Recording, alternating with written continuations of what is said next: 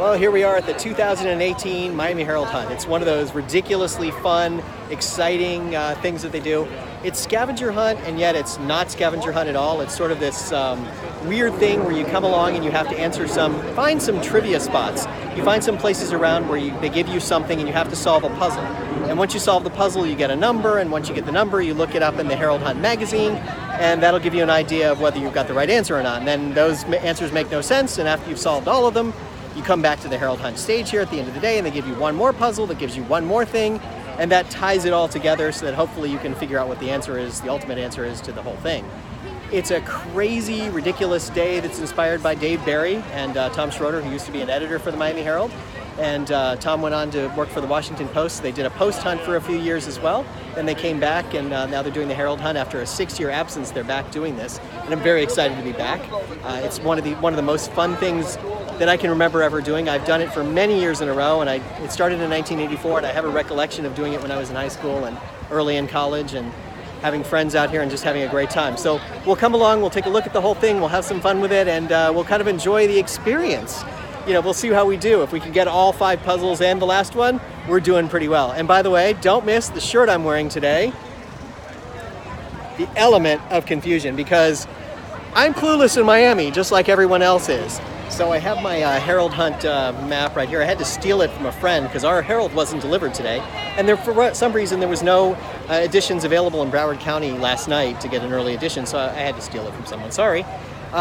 Anyway, so one of the things you're going to notice is people boo lustily throughout this thing, because some of these puzzles and games that they do, they're so ridiculous. They come over the top and you go, what? And you'll hear people booing and telling stories.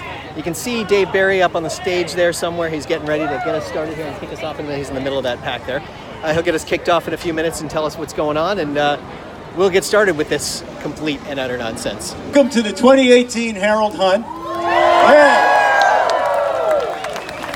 Just curious now, how many of you, this is your first hunt ever? Oh my goodness, okay. This is going to be interesting. How many of you were at the first hunt, 1984? You're lying! There's somebody.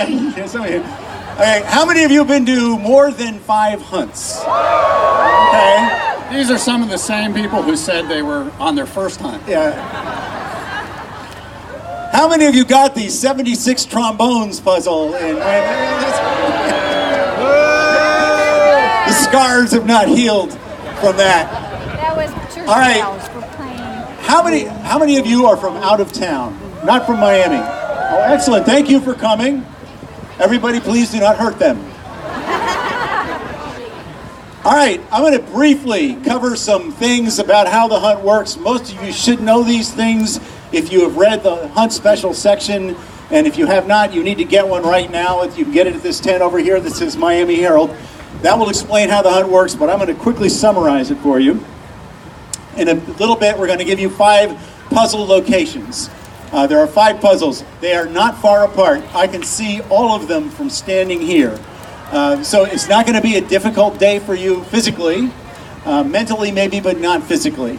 We'll give you 5 puzzle locations. Tom will give you those in a little bit. When you have basically from noon until 10 minutes to 3. You have 2 hours and 50 minutes to solve the 5 puzzles. That should be plenty of time for you. If you come to a puzzle and it's really crowded, just leave it and go to another one and come back. It'll be less crowded later. If you have trouble figuring one out, leave it, come back. You'll have time. Some of these puzzles are performance puzzles. That means there'll be people doing things. In those cases, just to make sure those people don't die of what's the word for when you don't get yes, whatever you said. We will let those people take a break for 5 or 10 minutes. So if the puzzle's not running when you get there, stick around. It will be running fairly soon. Okay, so you go to 5 puzzles in the 2 hours and 50 minutes. The answer to each puzzle is always a number. Always a number. You're looking for a number. The number if it's correct, will match one of the numbers of the clues on pages 8 and 9 of your hunt instruction book. So you'll have 5 puzzles. If you get 5 of them right, you'll have 5 clues. These clues will not be useful to you until 3 o'clock. At 3 o'clock, you should be back here at the main stage. Then we will give you the final clue. That clue, if you're really smart, will enable you to figure out what to do with the other 5, and you'll know what to do. We won't tell you, you'll figure it out. We never know how long that part's going to take. We call it the end game, but give it, let's say, a half an hour. At the end of that, we'll have undoubtedly we'll have some winners. At that point, we'll review the entire hunt for you, tell you how it worked, how the puzzles worked. You can boo us.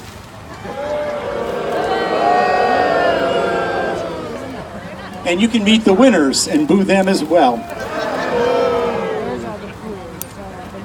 Remember, please, this is an amateur volunteer effort. That will be abundantly clear once we get going.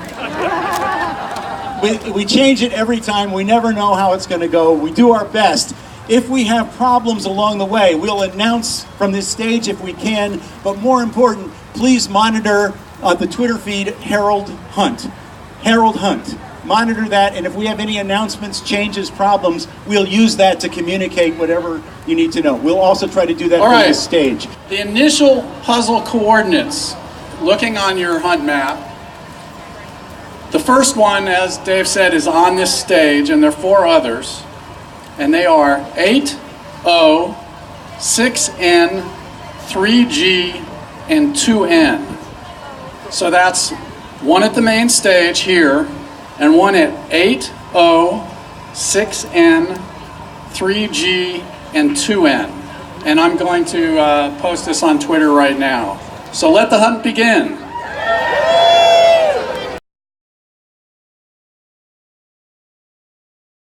Welcome to the unveiling of the definitive list of the sexiest presidents alive, or dead. After years of careful study, we can now definitively boil 227 years of American presidential history down into who has the best butts. Yeah. We're very lucky tonight to present the 6 sexiest presidents of all. A very hot crew indeed. First out, hailing from the great state of Arkansas, and yes, a place called Hope, the 42nd president of these United States, Bill Clinton! Yeah. Next out, a big star from the Lone Star State of Texas, the 43rd president, George W. Bush. George, get on out there. Let's hear it for the big W. Our third honoree truly needs no introduction, but he'll cry fake news if I don't give him one. So put your hands together for the Orange Man himself, a native New Yorker, the 45th President of the United States, Donald John Trump. I am the sexiest president. Believe me, everybody says so. All right, if you're wondering how anyone can top these 3 beauties, we've already got one coming up, so peel your eyes for this one. From the Old Dominion state of Virginia, numero uno, the very first president of this great democracy, and if you don't think he's sexy, check out his monument up in the city they named after him. George, I can't tell a lie, Washington! Hard act to follow, I know, but our next winner is really something special. Hailing from the Palmetto State of South Carolina, a man who really filled out his military uniform, the 7th President of these United States, Andrew Jackson! And finally, last but certainly not least, a man who proved he could fill out a bathing suit during summers as a lifeguard in small-town Illinois, star of stage and screen, the 40th President of the United States, Ronnie Reagan. Give these men a big hand, let's hear it. Okay, I know what you're thinking.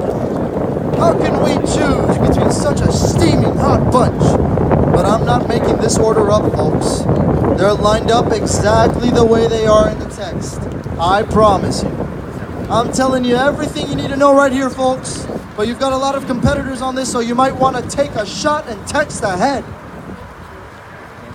Get the picture? text ahead.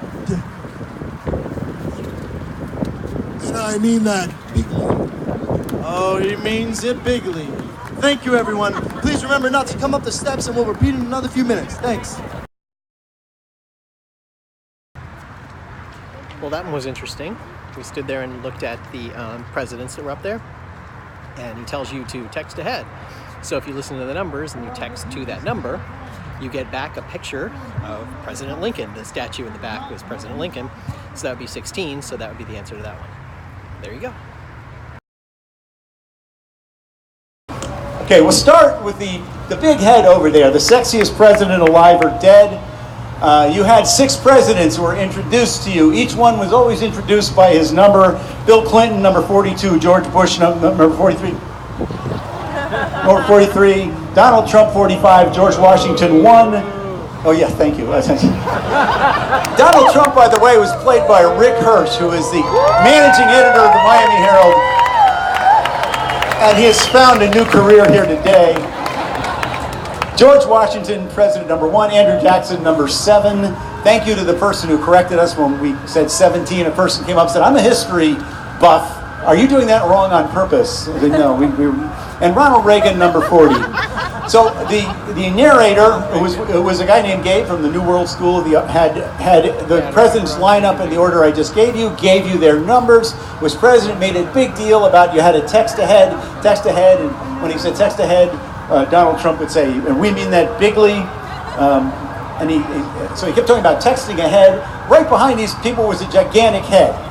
So you had to text that, take a picture of that head and text it to the number that the presidents were giving you in order there, which was 424345170. If you did that, if you texted a picture of that head, what did you get back? You got the same head back, but wearing Abe Lincoln's hat and Abe Lincoln's beard, and that's what Blake did. I don't know how he did that, but he did it. If you didn't It text was that, magic. yeah, somehow. Anyway, so you knew the answer was Abe Lincoln, who was president number 16 was the answer, and that clue was, why do you eat dog food? How many people got that one right? Almost everybody. The yoga class.